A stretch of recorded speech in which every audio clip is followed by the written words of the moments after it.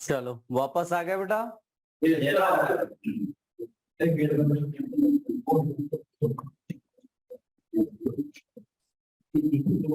चलिए हेडिंग डालिएगा बेटा।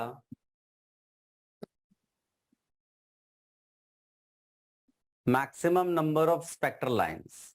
किसी भी स्पेक्ट्रम में नंबर ऑफ स्पेक्ट्रल लाइंस जो होंगी वो कितनी होंगी। ठीक है, जैसे फिंगरप्रिंट्स बोल रहे हैं तो भाई कौन कौन सी रेडिएशंस, तो ठीक है, कितनी रेडिएशंस होंगी, कितनी फ्रीक्वेंसीज, कितनी wave, number of spectral lines. ठीक है, चलो तो सिंपल है, कोई ऐसा डिफिकल्ट नहीं है ये। गाइस देखो, ये न्यूक्लियस था और ये ऑर्बिट्स हमने बना रखे थे।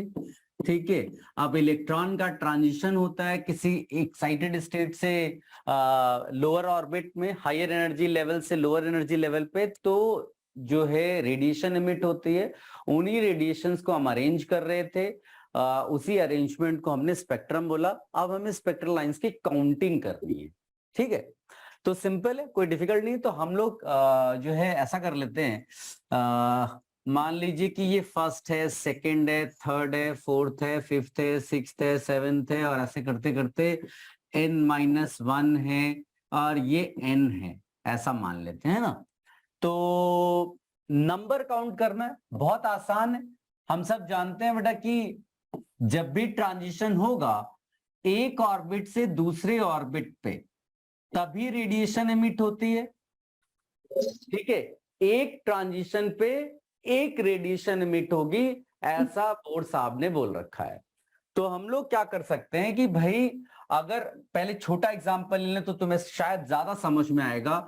मान लीजिए कि आपका जो सैंपल है उसमें जो इलेक्ट्रॉन्स हैं वो मैक्सिमम फोर्थ ऑर्बिट पे जाते हैं। किस पे जाते हैं बेटा? फोर्थ ऑर्बिट पे। 4 ले लिया, 3 ले लिया, 2 ले लिया, 1 ले लिया। ऐसा छोटा एग्जांपल पहले ले लेते हैं। मैक्सिमम फोर्थ ऑर्बिट पे जाते हैं, यानी इलेक्ट्रॉन्स फोर्थ ऑर्बिट से नीचे आ रहे हैं। पॉसिबिलिटीज क्या क्या हो सकती हैं? आप 4 से सीधे 1 पे जा सकते हो, एक मिल गया। दूसरी पॉसिबिलिटी क्या हो सकती है कि आप 4 से 2 में आओ और 2 से 1 में आ जाओ, दैट इज अनदर पॉसिबिलिटी। फिर क्या हो सकता है बेटा? 4 से 3 में, 3 से 2 में, 2 से 1 में। क्या कोई और पॉसिबिलिटी बची?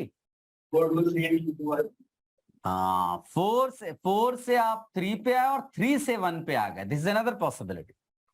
और कुछ बच रहा है? नहीं। अब आप डिफरेंट स्पेक्ट्रल लाइंस इसमें काउंट कर लो।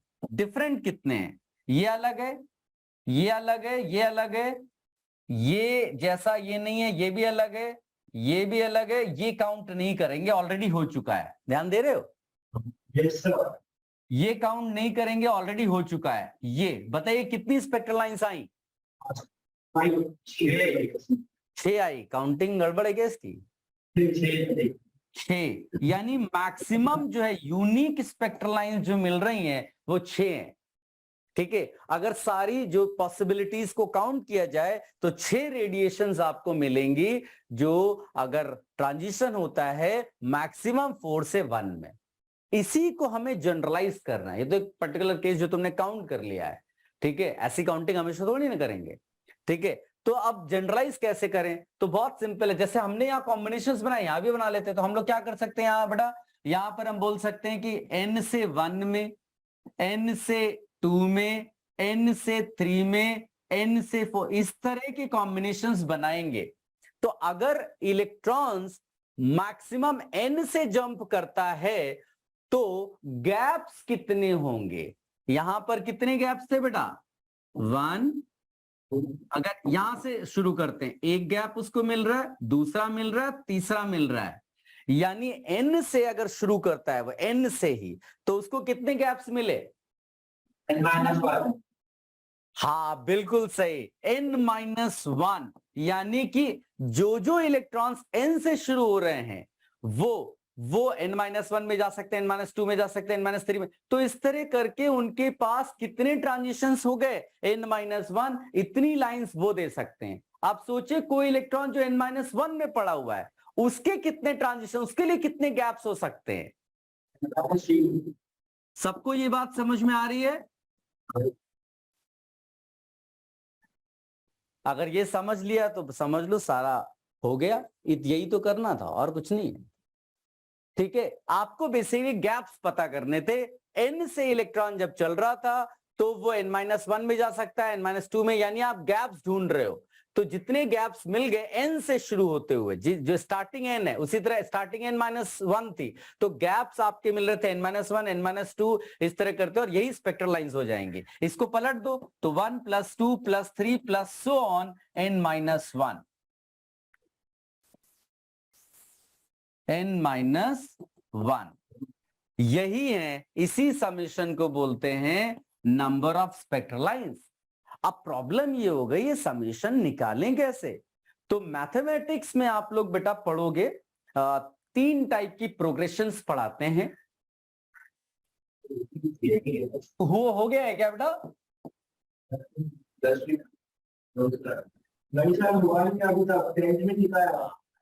चलो, तो इसका मतलब, अच्छा ठीक है, एपी सीरीज है ना,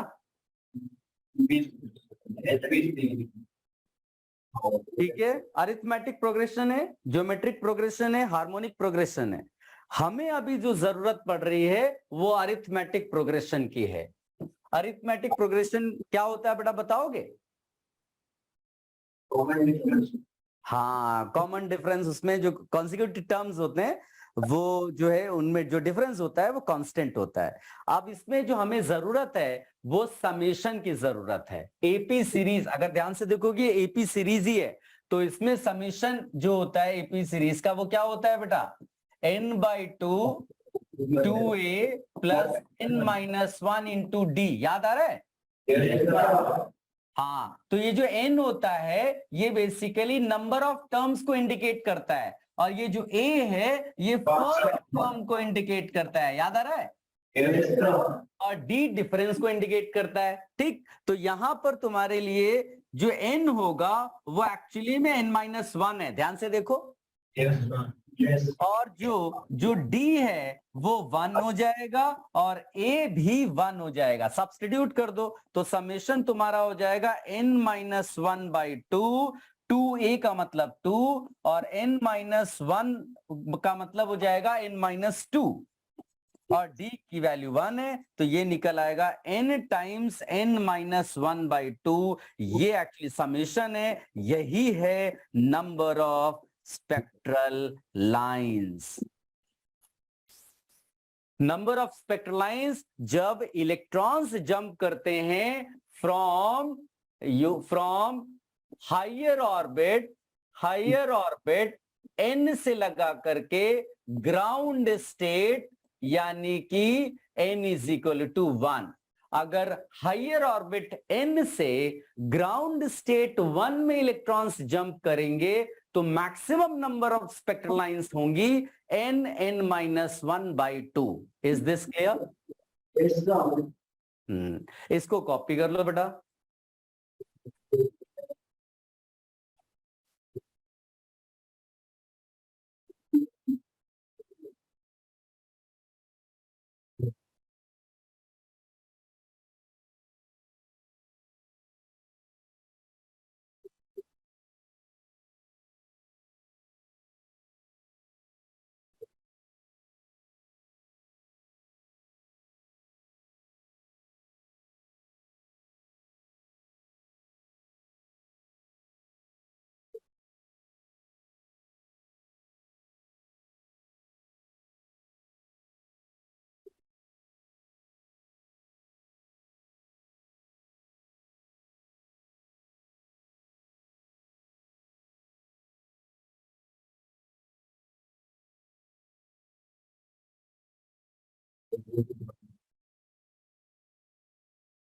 वो देखो हमने जो काउंट किया था 6, आप उसमें रख कर देखो मैच कर रहा है क्या फॉर्मूला से? तो हायर ऑर्बिट तुम्हारा 4 था, तो यानी 4 इंटू 4-1/2, ये आ गया 6। हमने काउंट भी 6 किया था। तो अब हमको फ्यूचर में इस तरह से काउंटिंग की जरूरत नहीं है, फॉर्मूला लगाएंगे आंसर आ जाएगा।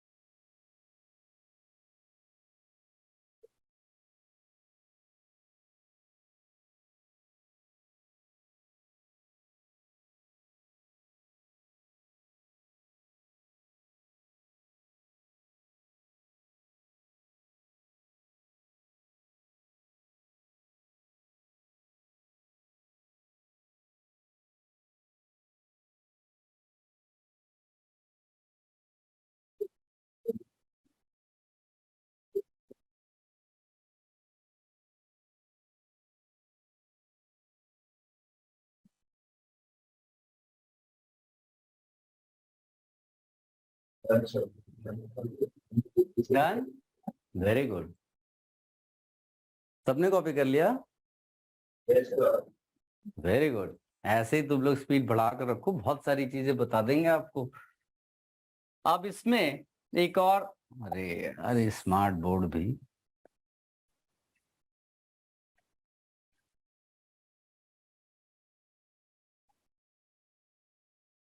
चलो अब एक तुम्हें दूसरा तरीका भी बताते हैं। मैथमेटिक्स में आप पढ़ोगे, एक चैप्टर आएगा पीएनसी, ठीक है, पीएनसी आएगा, permutation and combination.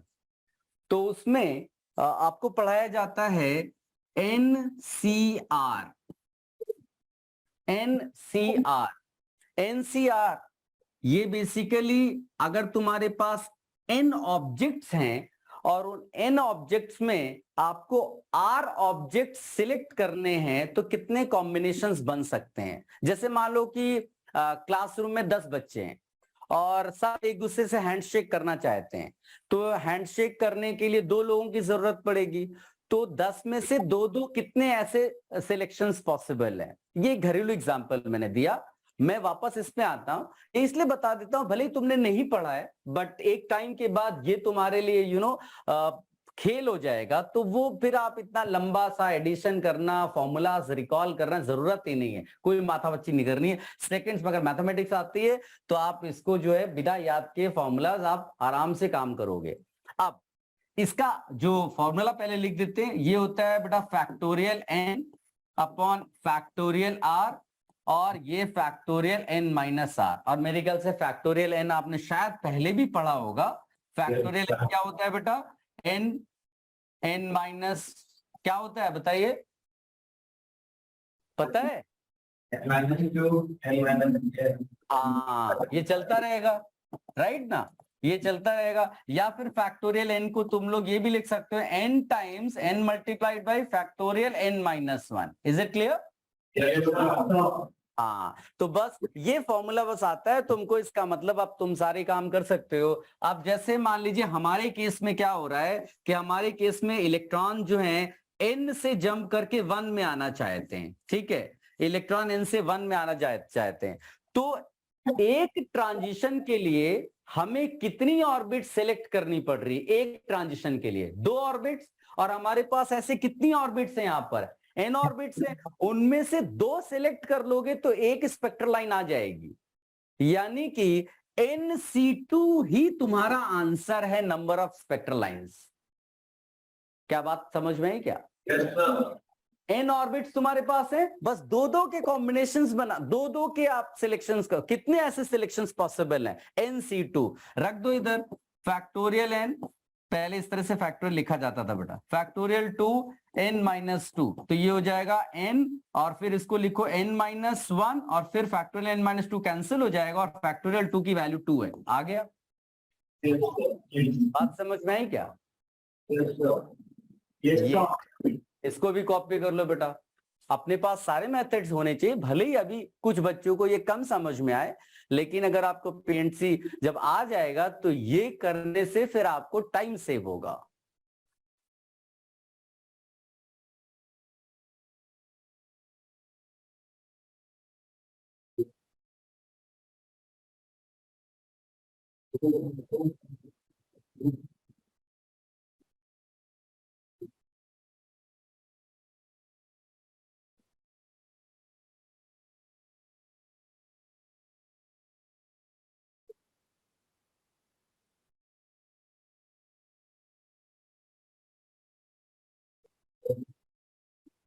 Done, sir. अरे वाह, देखो अभी तुम्हें ये आ गया है, अगर तुम्हें ये आ गया है तो तुम इससे डिफिकल्ट वाला केस भी ले सकते हो। देखो इसको हटा देते हैं, इसकी कोई जरूरत ही नहीं है, पूरा ही हटा देते हैं। अब डिफिकल्ट केस का मतलब है कि इलेक्ट्रॉन्स जो हैं वो किसी nth ऑर्बिट से नीचे आ रहे हैं, लेकिन ग्राउंड स्टेट में ना जाकर के हम लोग उसको डाल रहे हैं मान लो m ऑर्बिट नंबर पे। यानी ट्रांजिशंस कहां से कहां हो रहे हैं? Transitions are happening from n to m। यानी हाईएस्ट जो ऑर्बिट है वो n है, और जो लोएस्ट ऑर्बिट है जहां तक कि आपको ट्रांजिशंस यानी स्पेक्ट्रल लाइंस काउंट करनी है वो m है। अब कैसे करें? तो इसका सबसे आसान तरीका जो हम लोगों ने किया, आप इसको एपी सीरीज से भी कर सकते हो, लेकिन ज्यादा आसान होगा। हमको पता है कि हमको केवल दो के कॉम्बिनेशंस बनाने, क्या मालूम चल रहा है बेटा? दो के कॉम्बिनेशंस बनाने, ठीक। तो अगर हम इसको रिप्लेस कर लें, मतलब अगर m को हम 1 मान लें, अगर हम m को 1 मान लें तो बताइए हमारी जो ये हाईएस्ट ऑर्बिट है उसका नंबर क्या हो जाएगा? एनी रहेगा या कुछ और होगा? एक घरेलू एग्जांपल देते हैं, मान लीजिए 1 2 3 4 5 6 7 8 इस तरह से लिखा हुआ है, ठीक है, और मैं इसको मानता हूं 1, तो ये मेरा 2 हो जाएगा, ये मेरा 3 हो जाएगा, ये मेरा 4 हो जाएगा, ये मेरा 5 हो जाएगा, ये मेरा 6 हो जाएगा। अब मैं डायरेक्टली 6 को कैसे निकालूं बिना ये लिख करके? n minus m. 8 minus 3 plus 1, क्या समझ पाए? Yes, sir. 8 माइनस 3 नहीं है, 8 माइनस 3 प्लस 1 है, एक नंबर मिस हो जाता है इसलिए उसको बाद में ऐड करना पड़ता है। क्या तुम इस घरेलू एग्जांपल से समझ पाए कि यहां पर n माइनस m प्लस 1 होगा highest orbit number? Yes, sir. Clear है? इस घरेलू एग्जांपल कहीं से भी तुम चालू कर दो, मतलब जो मर्जी हो, आप इसको 1 ले लो, 1 2 तो ये 3 होगा, ये 4 होगा, ये 5 होगा, ये 6 होगा, ये 7 होगा। तो डायरेक्टली कैसे पता चले कि ये 7 है? 8 minus 2 plus 1। Clear? Yes, sir. अब इसका फायदा देखो, मैंने अपने इसको इसमें कन्वर्ट कर लिया, इसका फायदा क्या हुआ कि अब हम सीधे एनसीआर लगा सकते हैं। एनसीआर का मतलब है n minus M plus 1 C2। क्या समझ में आया? Yes, sir. कि इतने हमारे पास ऑर्बिट्स हैं और उसमें से दो दो लेने हैं, बिकॉज ट्रांजिशन में दो इन्वॉल्व होते हैं। अब इसमें हम रख देंगे तो ये हो जाएगा factorial n minus M plus 1 upon factorial n minus m factorial 2। इसको सॉल्व करोगे तो ये आएगा n माइनस एम प्लस 1 और फिर आ जाएगा n माइनस m और n minus m cancel by 2। क्या समझ में आई बात? Yes, sir. Yes, sir.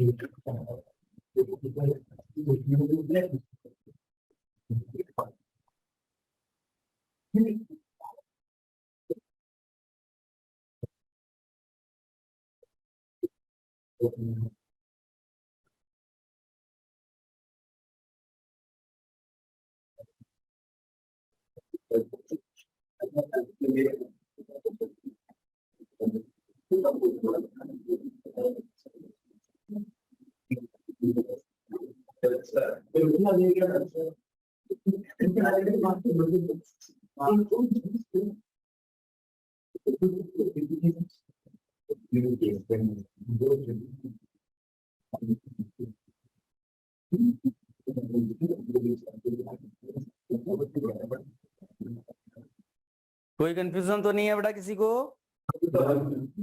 हम्म बाकी आप वो एपी वाला भी मेथड लगा सकते हो, कोई उसमें डिफिकल्टी नहीं है।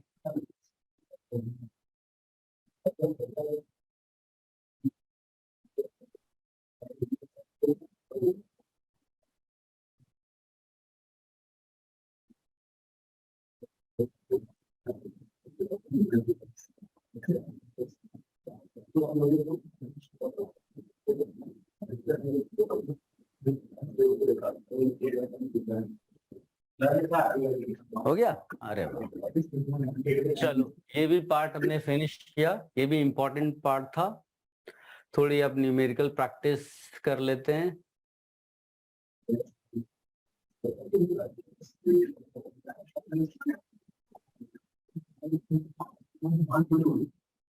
क्वेश्चन देखो बेटा,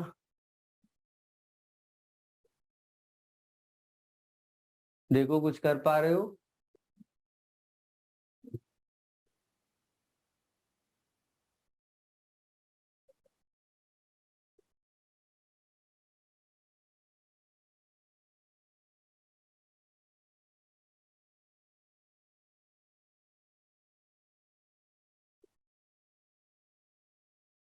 प्रिंसिपल क्वांटम नंबर जहां लिखा है वो एक्चुअली ऑर्बिट नंबर है, एनर्जी लेवल है, तो अभी के लिए ये ऑर्बिट नंबर है।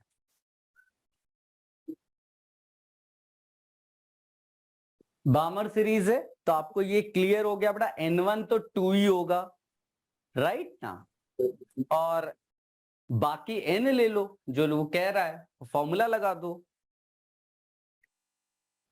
फॉर्मूला लगाओगे तो क्या बन जाएगा? 1/λ is equal to RZ square 1/2 square minus 1/ यहां पर N स्क्वायर। ठीक है, ये हो गया। और हाइड्रोजन है तो इसको हटा दो, Z की वैल्यू 1 रख दो, तो R, और ये क्या हो जाएगा बेटा? ये हो जाएगा N square minus 4/4N square. ठीक है, लैम्डा लिख दो, ये हो जाएगा 4N square by RN square minus 4। Compare कर लो, क्या आंसर मैच करेगा? 4/R दिख रहा है, बस आंसर हो गया। क्वेश्चंस आसान ही है, वो कई बार इस तरह से दे देगा, अगर आप रेगुलर या ज्यादा प्रैक्टिस नहीं की है तो कंफ्यूज हो जाते हैं।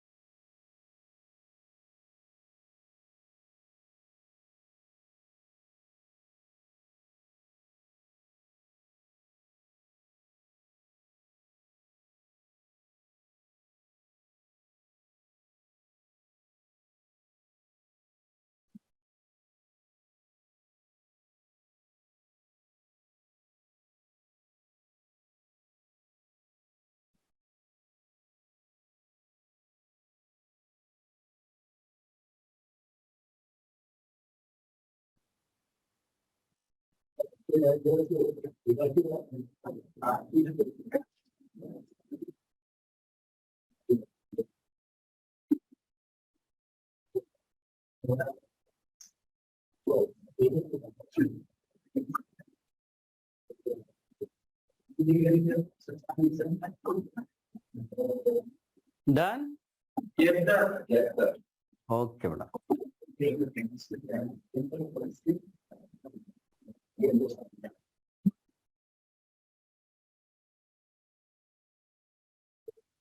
चलो इसको देखो बेटा।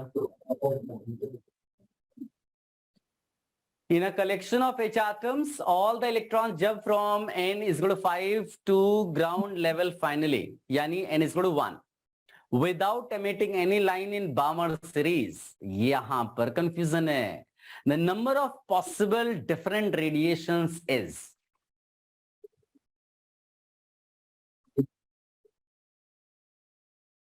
any idea?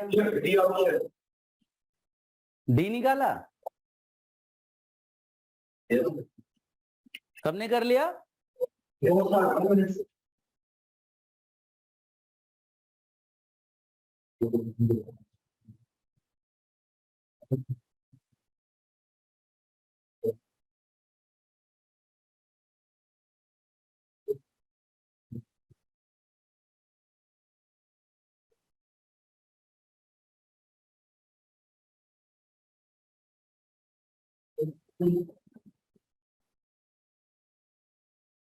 ऐसे क्वेश्चंस में कई बार मिस्टेक करते हैं लोग, तो इसलिए ज्यादा अच्छा होगा आप सारे ट्रांजिशंस बना लो और जो भी ट्रांजिशंस बामर सीरीज वाले हैं उनको स्किप करो, यानी कि कोई भी line n is equal to 2 पे नहीं आनी चाहिए।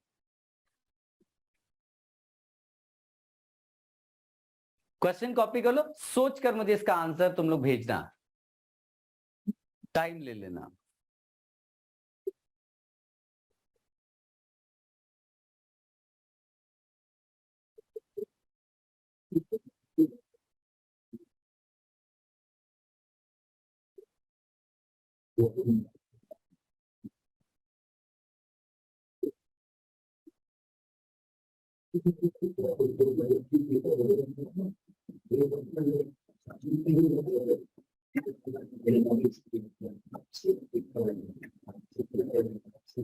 चलो ये कॉपी कर लिया तो देखो।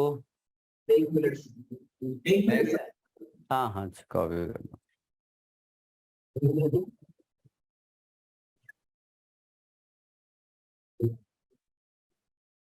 Yes, sir. No, sir. बेटा उसको दिखा दो जो नो बोल रहे हैं। चलो हेडिंग डालिएगा बेटा, drawbacks, limitations of boards model, limitations of boards model.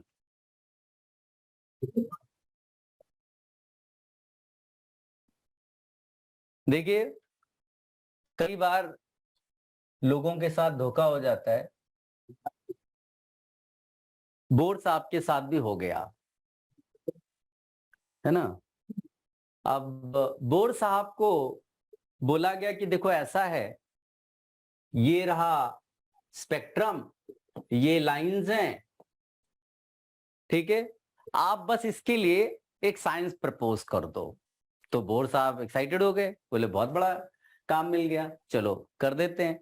तो उन्होंने अपना पूरा दिमाग लगाया और बोला देखो ऐसा है, न्यूक्लियस होता है, ऑर्बिट होता है, और फिर उन्होंने कहा कि ऐसा है जब भी इलेक्ट्रॉन का ट्रांजिशन होगा किसी भी हायर ऑर्बिट से किसी भी लोअर ऑर्बिट पे, इस तरह से आपके लाइंस एमिट होते हैं, स्पेक्ट्रल लाइंस मिलते हैं। इस तरह से आपके ये जो रेडिएशंस हैं ये आई, कहां से रेडिएशंस आई बेटा? एटॉमिक स्पेक्ट्रम में, जब इलेक्ट्रॉन जंप करता है हायर एनर्जी लेवल से लोअर एनर्जी लेवल पे।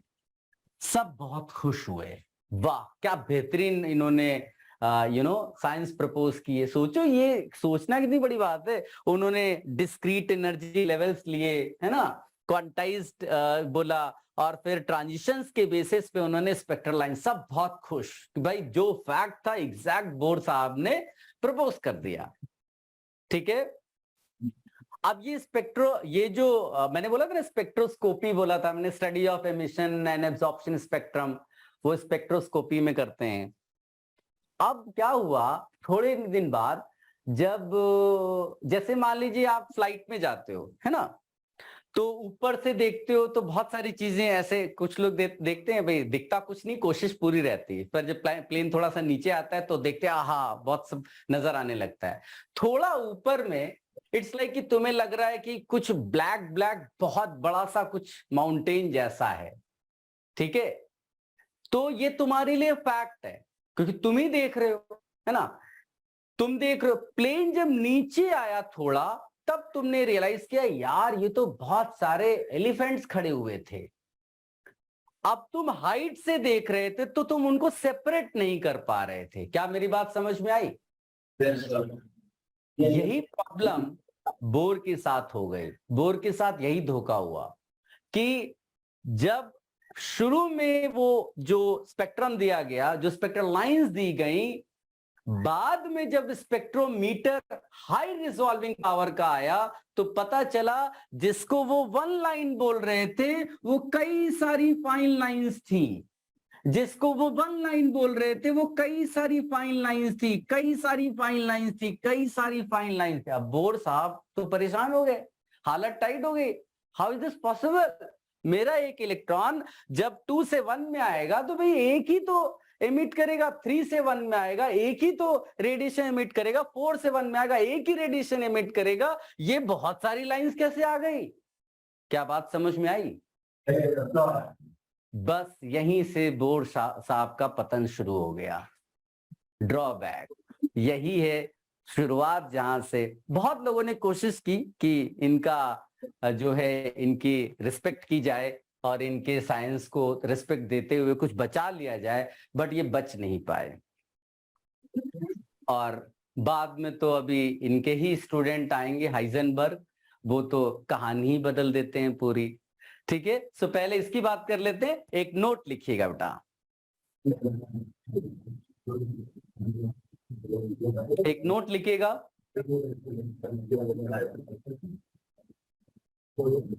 Bore theory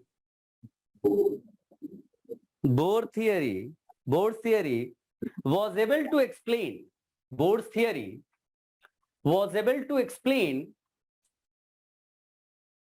Bohr's theory was able to explain successfully Bohr's theory was able to explain successfully the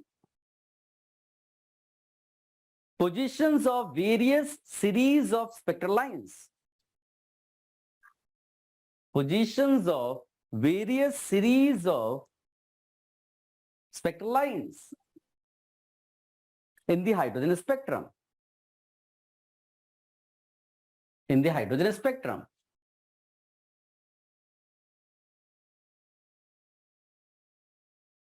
But after some times,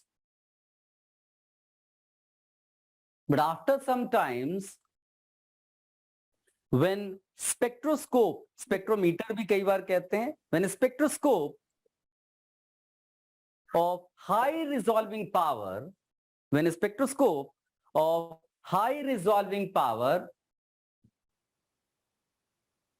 was discovered,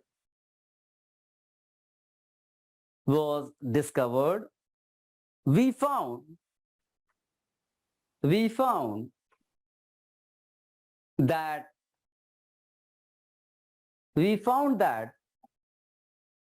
a line is composed of several lines. A line is composed of several lines close together. I'm talking about a spectral line, huh? Line is composed of several lines close together. Bracket में लिखना groups of various fine lines. Groups of various fine lines in the hydrogen spectrum. In the hydrogen spectrum as well as hydrogen-like ions.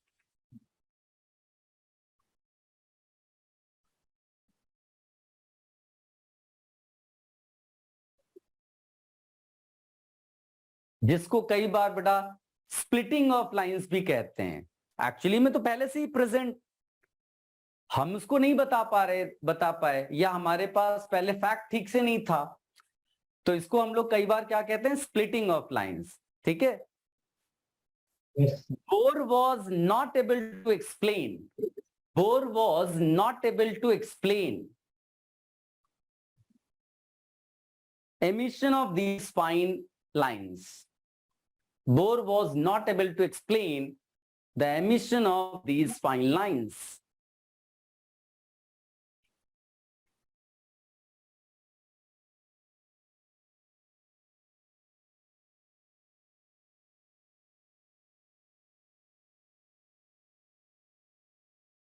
लिख लिया बेटा?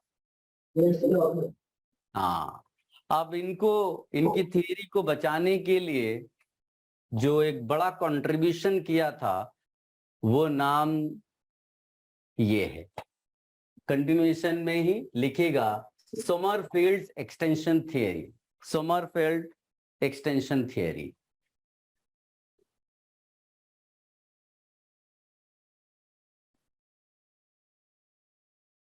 Sommerfeld extension theory, इसमें एक note लिखिए, Sommerfeld explained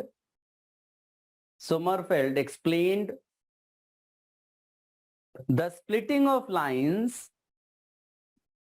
Sommerfeld explained the splitting of lines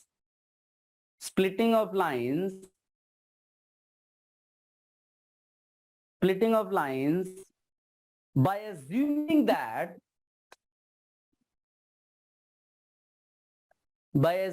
that some of the orbits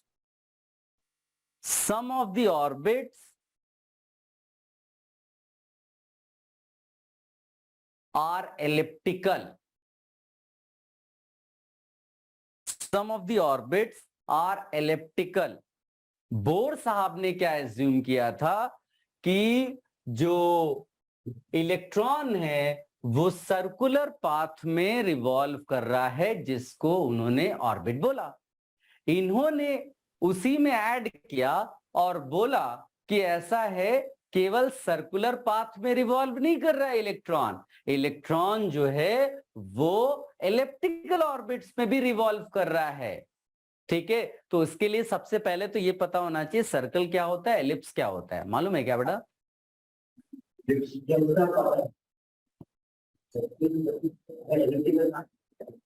ये circle हो गया, ठीक है। एलिप्स क्या होता है? तो आप इसको ऐसे समझो, मैं डिजाइन बना देता हूं, ऐसी कोई बड़ी बात नहीं है, हल्का हल्का सा आइडिया होगा। तो ये एलिप्स मैंने बनाया, इसकी जनरल इक्वेशन होती है X square upon A square plus Y square by B square.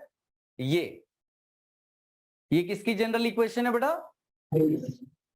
ये एलिप्स की जनरल इक्वेशन है, X square upon A square plus Y square upon B square is equal to 1। Ellipse में क्या होता है, major axis और minor axis बोलते हैं। ये दो फोकाई हैं बेटा, यहाँ फोकस, हाँ, जैसे सेंटर होता है सर्कल का, यहाँ फोकस बोलते हैं, फोकाई। अब इसमें ये जो है मेजर एक्सिस और माइनर एक्सिस, मेजर एक्सिस की वैल्यू 2a है और माइनर एक्सिस 2b होता है। ये छोटी सी नॉलेज आपको मैथ्स वाली दे दी, क्योंकि हमको यूज करना है उसको, या तो हम इसको स्किप कर दें, आई डोंट वांट, क्योंकि जब आप पढ़ लोगे कोऑर्डिनेट ज्योमेट्री अपने मैथ्स में, तो ये सब बड़ा आसान होगा आपके लिए। तो अभी केवल लिख के भी रख लोगे ना, तो भी तब बाद में एनालाइज करोगे तो बोलेगा अच्छी, ये तो बहुत आसान सी चीज थी। मेन वो मैं आपको लिखा ही रहा हूं नोट में। तो इन्होंने बोला कि जो इलेक्ट्रॉन है वो एलिप्टिकल ऑर्बिट्स में रिवॉल्व करेगा, एलिप्टिकल ऑर्बिट्स में भी रिवॉल्व करेगा। एलिप्टिकल ऑर्बिट्स का मतलब है कि इस तरह का ऑर्बिट, इलेक्ट्रॉन इस तरह के ऑर्बिट में रिवॉल्व कर रहा है। अब जैसा कि बोर साहब ने एज्यूम किया था कि ये जो ऑर्बिट्स हैं ये जो है, ऐसे कोई भी ऑर्बिट आप नहीं सिलेक्ट कर सकते हो, आप उन्हीं ऑर्बिट्स को लोगे जिन ऑर्बिट्स में जो एंगुलर मोमेंटम है वो क्वांटाइज्ड हो। तो इन्होंने भी उसको कंटिन्यू किया, इन्होंने कहा कि वही एलिप्टिकल ऑर्बिट्स आप लोगे जिनमें एंगुलर मोमेंटम इलेक्ट्रॉन का है वो क्वांटाइज्ड हो। मैं लिखा दूंगा, आप टेंशन मत लो। तो इन्होंने बिकॉज जो सर्कुलर ऑर्बिट्स थी उसको n बोला था, तो एलिप्टिकल ऑर्बिट्स को k बोल दिया, एलिप्टिकल ऑर्बिट को क्या बोल दिया, k बोल दिया, और बोला कि यहां पर जो होगा एंगुलर मोमेंटम kh/2 पाई हो जाएगा। Angular momentum of electron in elliptical orbit वो kh/2 पाई हो सकता है, जहां पर k 1 2 3 4। फिर साथ में उन्होंने क्या दिया, उन्होंने n और k के बीच में रिलेशन दे दिया। उन्होंने n और k के बीच में रिलेशन दिया, बोला कि n बाई k जो होगा वो length of major axis upon length of minor axis होगी। तो बताइए मैं क्या लिखूं? n बाई k मेरा क्या हो जाएगा? वहां से देखकर बताओ, बताइए n बाई k क्या होगा? लिख सकते हैं ना, a upon B. Am I correct? a by लिख सकते हैं ना, Yes, sir. ठीक है। और a हमेशा b से बड़ा है, मेजर एक्सिस है ना, इसका मतलब है n always greater than k। क्या मेरी बात समझ में आई? Yes, sir. और अगर a की वैल्यू b के बराबर हो जाएगी तो वो एलिप्स क्या बन जाएगा? Circle. सर्कल बन जाएगा, है ना, सर्कल बन जाएगा।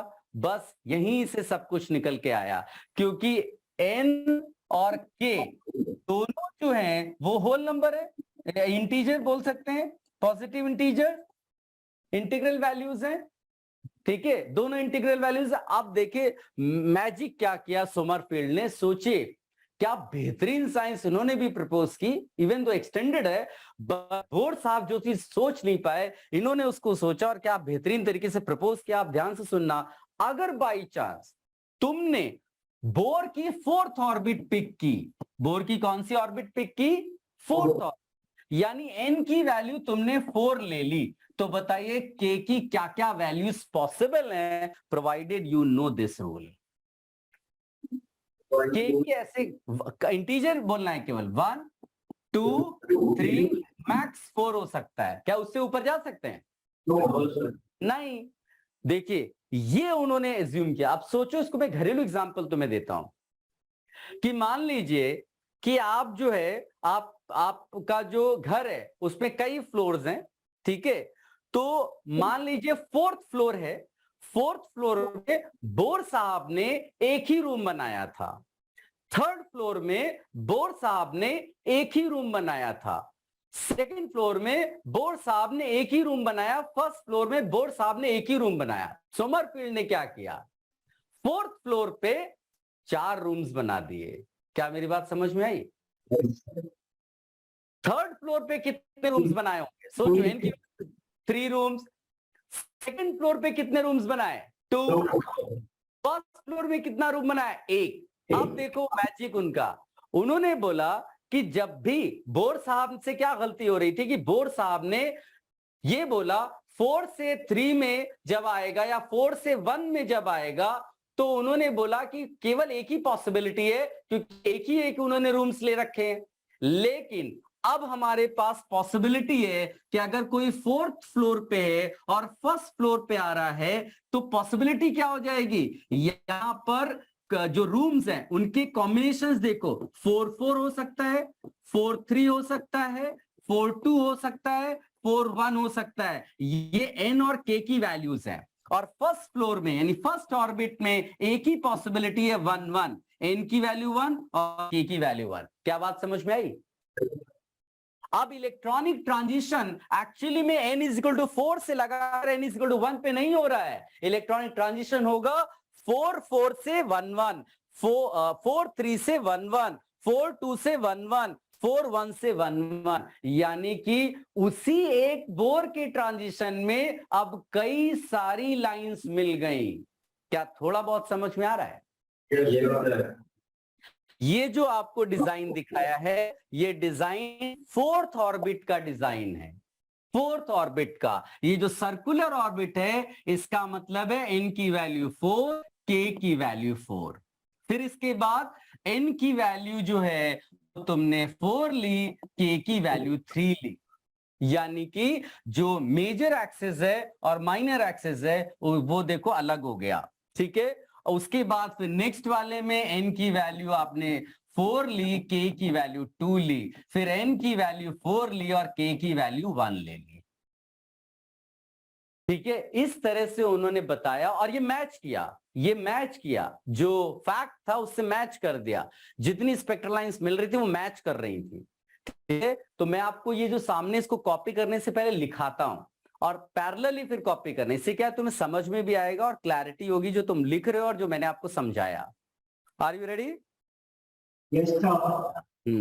तो मेरी ख्याल से आपने यहां तक लिख लिया था ना कि ऑर्बिट्स आर इलिप्टिकल। इसके बाद भी कुछ लिखा था? हाँ, आगे लिखो बेटा। सिंस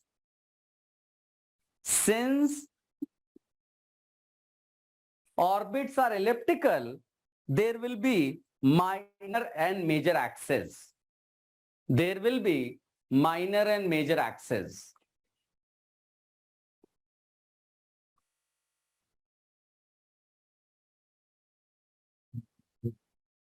आगे लिखिएगा।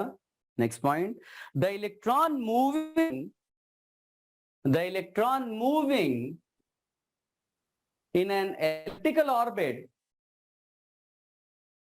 the electron moving in an elliptical orbit will have its angular momentum. Will have its angular momentum. Will have its angular momentum. This momentum, according to quantum theory,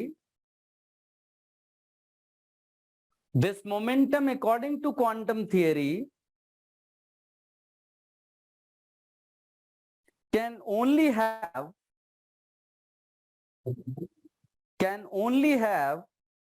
a limited number of values.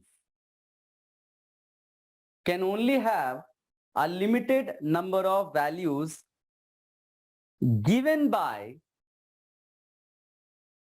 factor kh by 2 pi. Given by kh by 2 pi.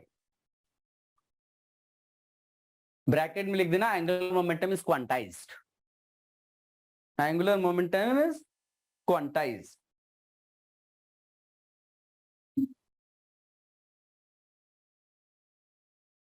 Sommerfeld gave the relationship between n and k.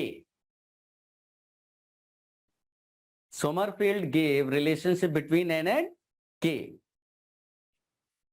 और फिर आप इतना copy कर लो बेटा, ये वाला part यहां तक कॉपी कर लोगे, फिर मैं इसको इसके बारे में लिखाता हूं.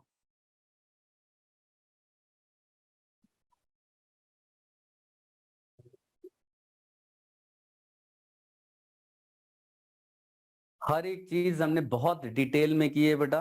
कितना भी डिफिकल्ट क्वेश्चन आए, थ्योरेटिकली आप जो है उसको जानते होगे. केवल प्रॉब्लम्स की प्रैक्टिस की जरूरत है.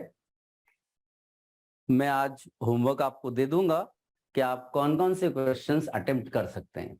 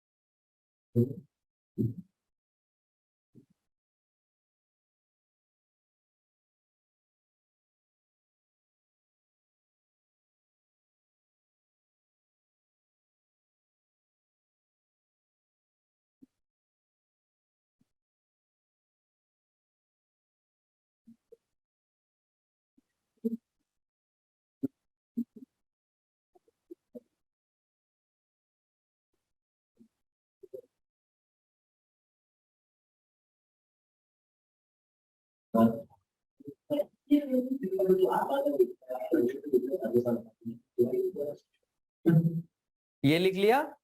Yes, sir. चलो अब इसको आगे लिखो। इसमें लिखिएगा when transition of an electron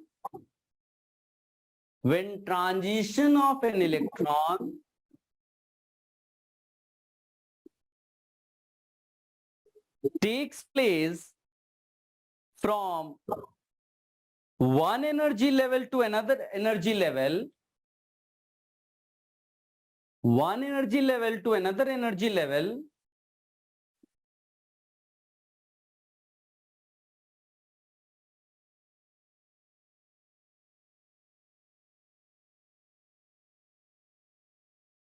it will now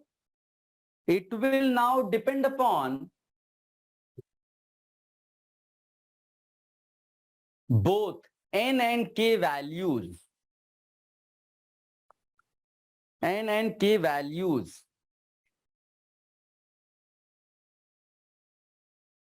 For example, ये कॉपी कर लो बेटा, ये जो मैंने यहां लिखा है ना, इसको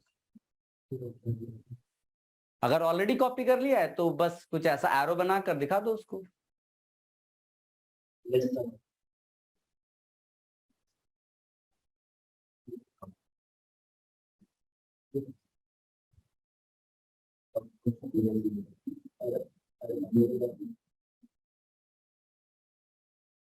फिर कंटिन्यूएशन में ऐड कर देना कि this explains the occurrence of groups of fine lines. This explains the occurrence of groups of fine lines in the hydrogen spectrum.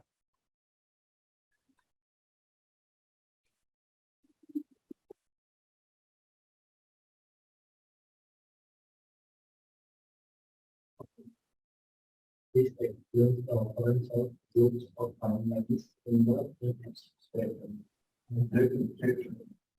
For instance, hydrogen will be insured.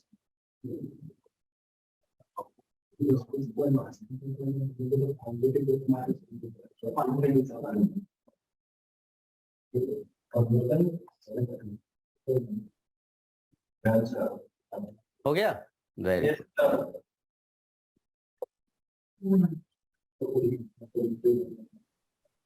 अब देखिए होता क्या है, जिंदगी में अगर मुसीबत आ गई तो पीछा छोड़ती नहीं है। कई बार जो है बहुत मेहनत करते हैं फिर भी मार्क्स आते नहीं है। तो बोर साहब के साथ भी वही हुआ अनफॉर्चुनेटली। अभी मुसीबत टली ही थी, किसी तरह से उन्होंने एक्सप्लेन किया ही था कि जो हाइड्रोजन स्पेक्ट्रम में पहले लाइंस थी उनमें ये फाइन लाइंस कैसे दिखने लगी, इसको एक्सप्लेन किया ही था कि फिर अगली मुसीबत आ गई। क्या मुसीबत आ गई? बोला कि अगर सैंपल जो है ना, सैंपल जैसे हाइड्रोजन गैस का सैंपल आपने लिया था, उस सैंपल को अगर तुमने जो है इलेक्ट्रिक या मैग्नेटिक फील्ड में रख दिया, ठीक है, इलेक्ट्रिक या मैग्नेटिक फील्ड में रख दिया, तो ये जो आपको फाइन लाइन दिख रही है ना, ये और फाइन हो गई। आई होप आप बात समझ पा रहे होंगे, ड्रॉ करना मेरे लिए पॉसिबल नहीं है, लेकिन आप समझ पा रहे होंगे कि पहले जो एक लाइन मिल रही थी वो कई लाइंस मिल रही हैं। फिर जब इलेक्ट्रिक मैग्नेटिक फील्ड में सोर्स को रख दिया, जिससे आपको हाइड्रोजन स्पेक्ट्रम आ रहा था या स्पेक्ट्रम आ रहा था एटॉमिक स्पेक्ट्रम, वो फर्दर लाइंस स्प्लिट हो गई एंड फिर से वही प्रॉब्लम हो गई। Bohr was unable to explain this. कोशिश की गई बट फिर साइंटिफिक कम्युनिटी में उसको एक्सेप्ट नहीं किया गया। कोशिश किया उन्होंने बट उसको एक्सेप्ट नहीं किया गया, और बाद में तो हाइजेनबर्ग ने तूफान मचा दिया, बोला सब गलत है, ये सब जो बोर साहब ने बोला सब गलत है। मतलब टीचर की इतनी बड़ी बेइज्जती, ऐसा किया नहीं, लेकिन आप अगर उसको ठीक से पढ़ोगे ना तो इनडायरेक्टली उन्होंने यही बोला सब गलत पढ़ाते हो, ठीक है। और सोचिए उनको नोबेल प्राइज मिला था, अब तो हम सब छोटे छोटे लोग हैं, वो नोबेल प्राइज वाले थे, नोबेल प्राइज छीना नहीं गया। लेकिन तो इसमें लिखिएगा बेटा जीमन इफेक्ट क्या होता है, ये सब ड्रॉबैक का पार्ट है। जीमन इफेक्ट लिखिएगा, it is observed that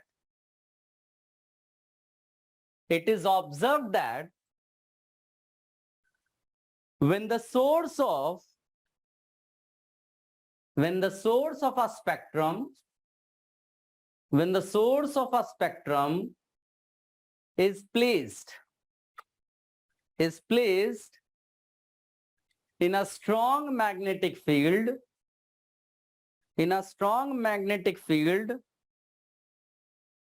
each spectral line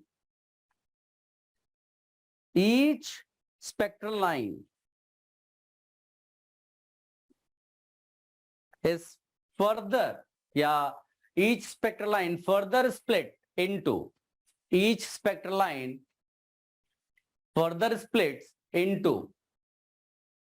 number of fine lines. Each spectral line further splits into number of fine lines.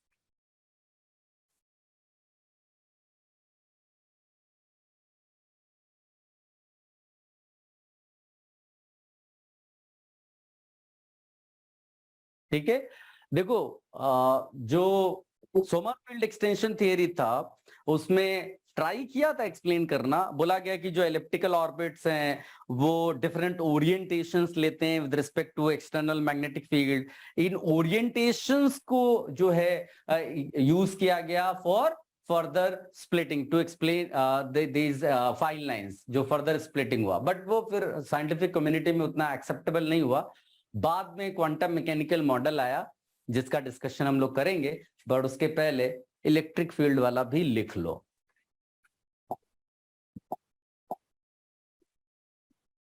लिखिएगा Stark effect.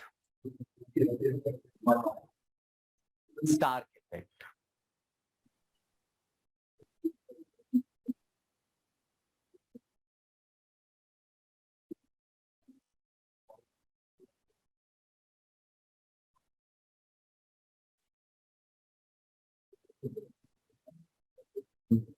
splitting of spectral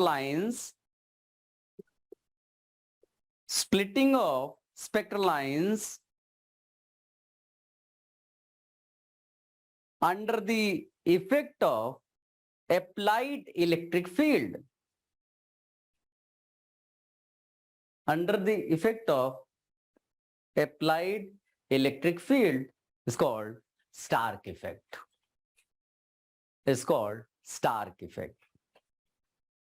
So Zeeman effect, splitting in magnetic field, and Stark effect is splitting in electric field.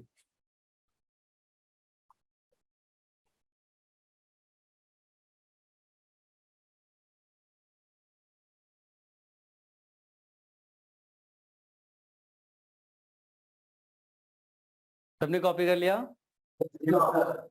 हाँ, अब ये drawbacks है और next lecture में हम लोग start करेंगे जो दो मेजर कॉन्ट्रीब्यूशंस थे फॉर क्वांटम मैकेनिकल मॉडल। एक बोर्ड्स जो डी ब्रॉगली का हाइपोथेसिस था, डी ब्रॉगली का, बोर नहीं, डी ब्रॉगली हाइपोथेसिस, और एक हाइजेनबर्ग्स अनसर्टेनिटी प्रिंसिपल। बार बार देखो मैं हाइजेनबर्ग नाम ले रहा हूं तो बड़ी स्पेशल है अपने क्वांटम मैकेनिकल मॉडल के लिए, ठीक है, तो इनिशिएट करने के लिए। तो नेक्स्ट लेक्चर में हम इसका डिस्कशन करेंगे। आज यहीं पर होल्ड कर रहे हैं और हमने बोर्स मॉडल ऑफ एटम को फिनिश किया, एक बड़ा पार्ट था। I will send you the homework, जो क्वेश्चंस आपको करने हैं बुकलेट से, ठीक है। चलो अभी रेस्ट करो आप।